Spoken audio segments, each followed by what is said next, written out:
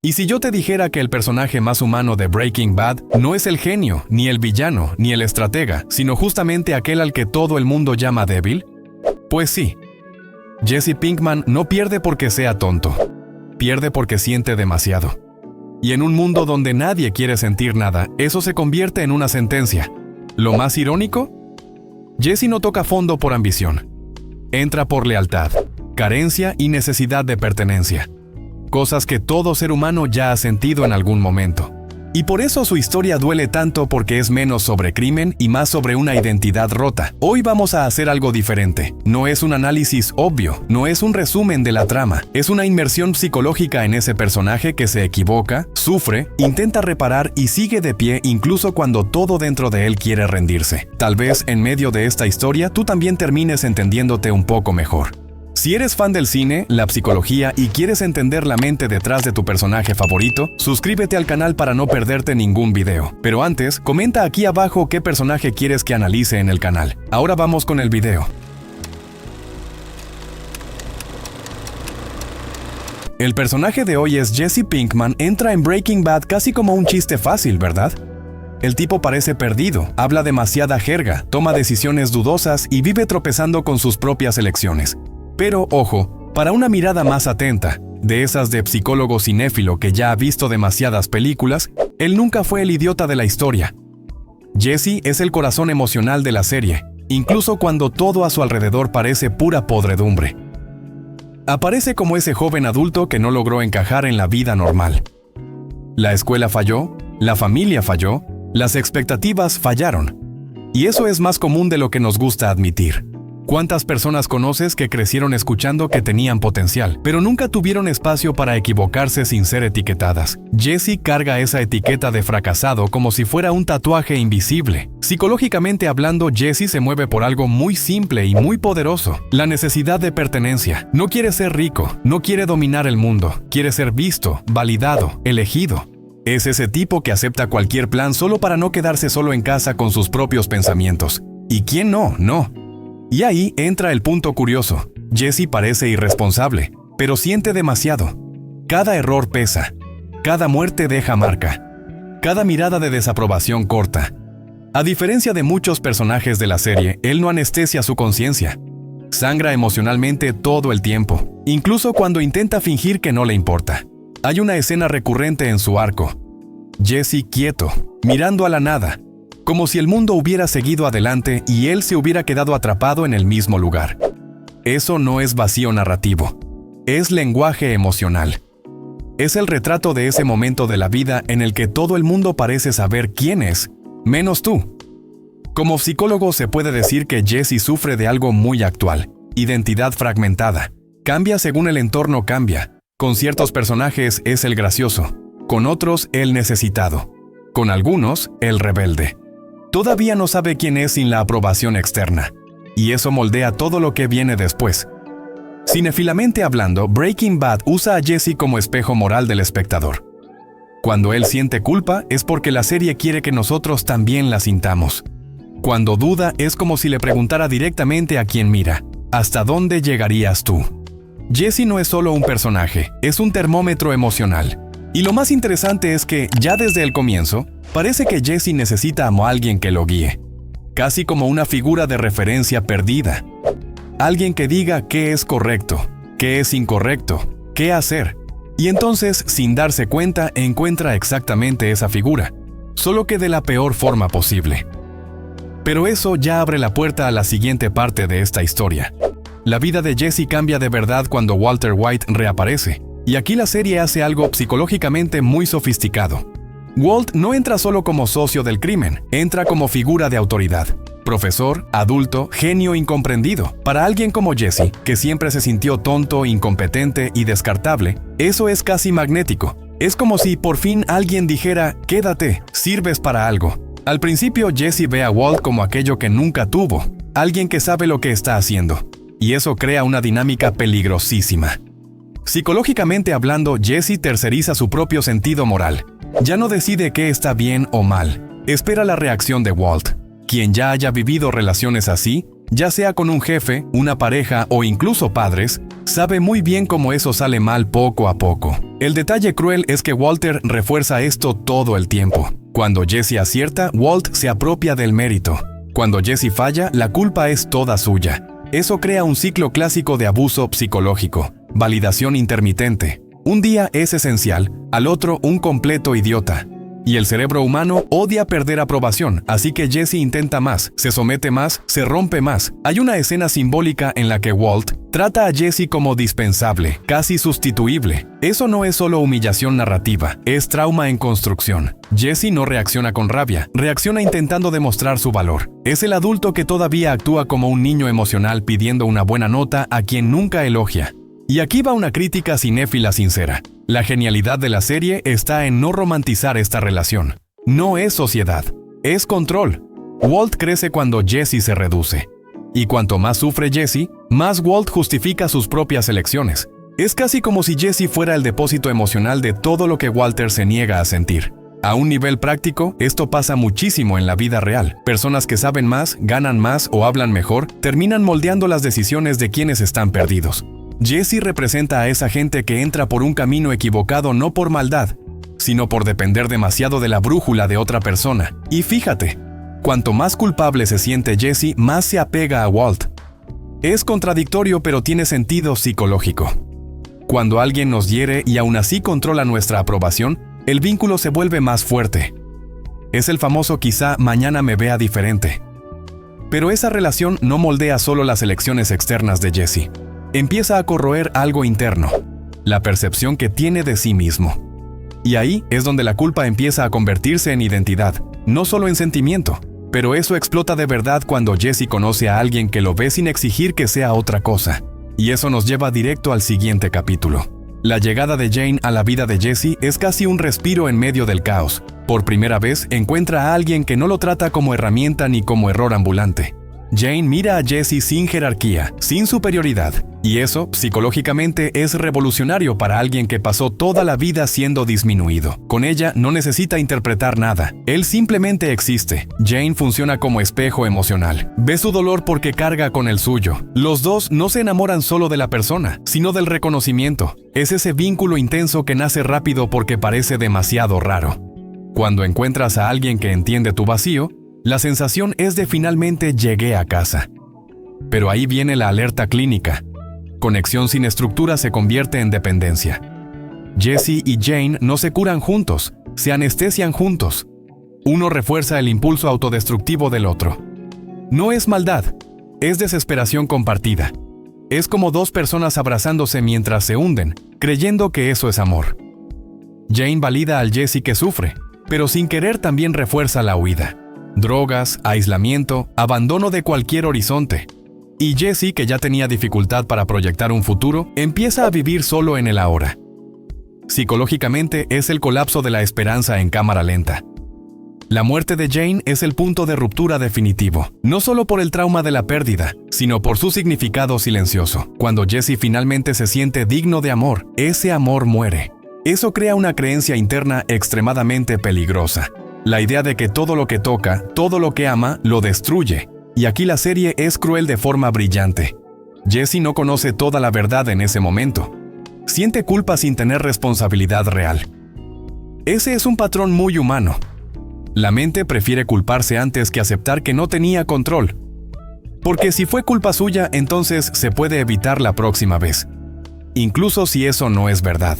Después de Jane, Jesse nunca más se permite amar de la misma manera. Se cierra, se endurece, se castiga. Cada elección viene acompañada de un autojuicio pesado, como si hubiera internalizado un juez implacable que nunca lo absuelve. Y eso cambia por completo su brújula emocional. Jesse empieza a tomar decisiones no por lo que quiere, sino por lo que cree que merece sufrir. Y cuando la culpa se convierte en identidad, el comportamiento cambia. Pero ese vacío interno no deja de crecer, solo cambia de forma. Y en el siguiente punto, eso se transformará en algo todavía más devastador. Después de Jane, la culpa deja de ser un sentimiento pasajero y pasa a vivir dentro de Jesse. Ya no es hice algo mal, es soy malo. Y eso cambia todo. Psicológicamente, cuando la culpa se vuelve identidad, la persona empieza a actuar como si no mereciera nada bueno. Jesse entra exactamente en ese lugar. No espera redención, espera castigo. Fíjate cómo, a partir de ahí, Jesse casi busca situaciones que lo lastimen, se involucra en escenarios peligrosos, acepta humillaciones, se pone en riesgo sin quejarse. No es valentía, es autosabotaje. Es como si, en el fondo, creyera que sufrir es una forma de pagar la deuda emocional que carga. Hay un momento fuerte en el que Jesse intenta repartir dinero a la gente, casi de forma caótica. Eso no es pura generosidad, es expiación. Es el comportamiento clásico de quien intenta aliviar la culpa haciendo algo bueno sin creer realmente que merece perdón. No quiere estar mejor, quiere compensar. Como psicólogo, esto es dolorosamente reconocible. ¿A cuántas personas has visto castigarse creándose problemas a sí mismas? Relaciones malas, decisiones impulsivas, accidentes evitables. Jesse hace eso todo el tiempo. Su inconsciente parece decir, si sufro lo suficiente, quizá todo quede equilibrado. Narrativamente, la serie martilla esta culpa con fuerza. Cada muerte ligada al narcotráfico no pesa de la misma manera para todos los personajes. En Jesse pesa como si fuera personal. Carga con rostros, nombres, miradas. No es casualidad que empiece a tener crisis, lapsos, colapsos emocionales. El cuerpo empieza a gritar lo que la mente ya no puede sostener. Y el contraste con Walter aquí se vuelve brutal. Mientras Walt racionaliza, Jesse internaliza. Uno crea justificaciones, el otro crea cicatrices. Esto hace que Jesse parezca débil para algunos, pero en realidad muestra algo raro. Él todavía siente. En un mundo donde todos se vuelven monstruos para sobrevivir, él no logra apagar su humanidad. Esta culpa constante moldea sus elecciones de forma silenciosa. Jesse empieza a actuar menos por deseo y más por huida de su propia conciencia. Quiere parar, pero no sabe cómo existir sin ese peso. Porque sin la culpa queda el vacío, y el vacío asusta. Pero la culpa acumulada no desaparece sola, se transforma. Y cuando no encuentra una salida saludable, se convierte en algo aún más corrosivo. Trauma profundo, pérdida de identidad y una sensación de encarcelamiento emocional total. Y es ahí donde Jesse entra en uno de los puntos más oscuros de su propia jornada. En cierto momento, Jesse ya no está eligiendo, está reaccionando. El trauma toma el volante y la razón va al asiento de atrás, bien callada. Todo lo que vivió, muertes, culpa, abandono, humillación, empieza a condensarse en un estado mental de supervivencia constante. Jesse ya no vive en el presente, vive en alerta. El trauma psicológico hace eso. Encoge el mundo. Las opciones disminuyen. El futuro desaparece y el ahora se convierte solo en dolor que hay que soportar. Por eso Jesse parece confuso, apático, emocionalmente roto. No es debilidad, es agotamiento. Cuando el cerebro entra en modo de defensa continua, sentir cualquier cosa ya cansa. Y es exactamente ahí donde la manipulación vuelve con toda su fuerza. Las personas traumatizadas son más fáciles de controlar. Walter lo sabe, aunque nunca lo admita. Moldea decisiones, ofrece migajas de validación y cuando pierde el control, usa el miedo. Jesse se convierte en pieza, no en socio. Herramienta, no persona. Como psicólogo, duele verlo, porque en el mundo real es igual. Quien está emocionalmente roto tiende a aceptar lo que aparece, aunque duela. Jesse acepta porque, en el fondo, siente que no tiene alternativa. Ya no confía en su propia capacidad de elegir algo mejor. Hay un detalle sutil. Jesse empieza a apagar emociones específicas para poder seguir adelante. Se vuelve más frío en algunos momentos, más distante en otros. Eso no es evolución, es disociación. Es la mente diciendo si lo siento todo, me rompo del todo. Entonces apaga partes. Cinéfilamente la serie usa el silencio de Jesse como lenguaje. Menos palabras, más miradas vacías, más cuerpo que palabra. Eso no es pereza de guión, es coherencia psicológica. El trauma profundo roba vocabulario emocional. Y cuanto más control pierde Jesse, más se odia por eso.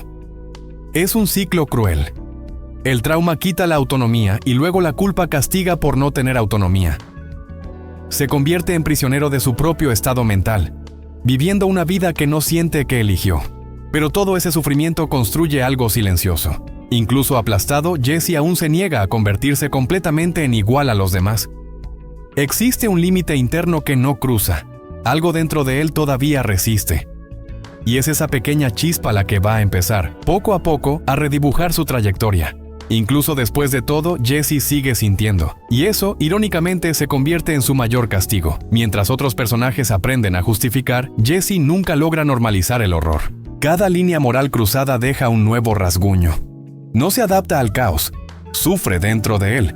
Y es justamente ahí donde vive su humanidad. Hay algo fascinante en Jesse.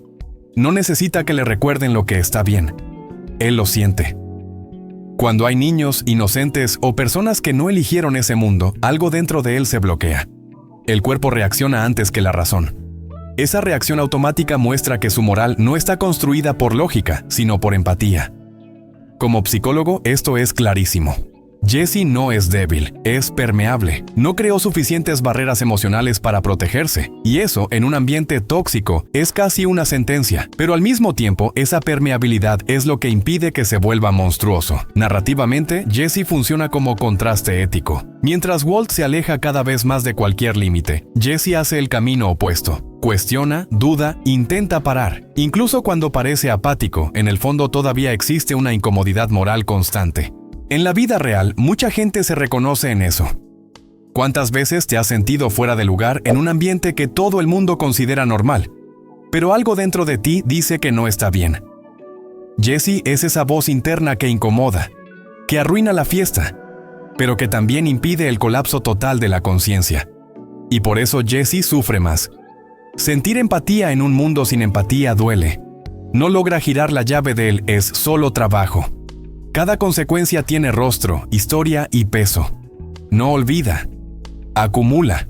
Esa moralidad vuelve a moldear sus elecciones. Incluso confundido, incluso roto, intenta minimizar daños. Empieza a querer salir, parar, desaparecer. No por cobardía, sino por reconocer límites internos que ya no logra ignorar. Esa resistencia silenciosa prepara el terreno para la última gran pregunta de la jornada de Jesse.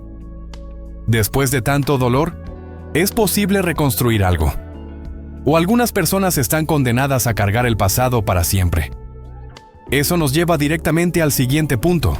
Llega un momento en el que Jesse ya no sabe quién es fuera del dolor. Todo en él gira en torno a lo que perdió, lo que causó, lo que no logró evitar. Su identidad se convierte en un mosaico de culpa, trauma y intentos frustrados de hacer lo correcto. Ya no se ve como alguien con futuro, sino como alguien que intenta no causar más daños. Psicológicamente, esto es devastador. Cuando una persona pierde la narrativa personal, esa historia interna que le da sentido a la existencia, entra en un estado casi automático.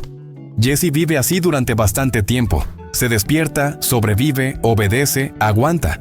No hay sueño, no hay plan, solo resistencia. Y resistir cansa demasiado. Hay algo muy humano en este punto. Quien pasa por pérdidas profundas suele pensar que recomenzar sería una traición al sufrimiento vivido. Como si ponerse bien borrara a quien murió, a quien se fue, a quien se perdió. Jesse carga eso en el cuerpo. No se permite mejorar porque cree que no lo merece. Y porque piensa que seguir adelante sería olvidar. Aún así, la idea de redención empieza a aparecer, aunque tímida. No como heroísmo, sino como reparación. Jesse no quiere ser perdonado por el mundo. Quiere poder mirarse al espejo sin sentir asco. A veces, la redención no es salvar a nadie, es dejar de odiarse. Cinéfilamente, Breaking Bad no romantiza esta búsqueda.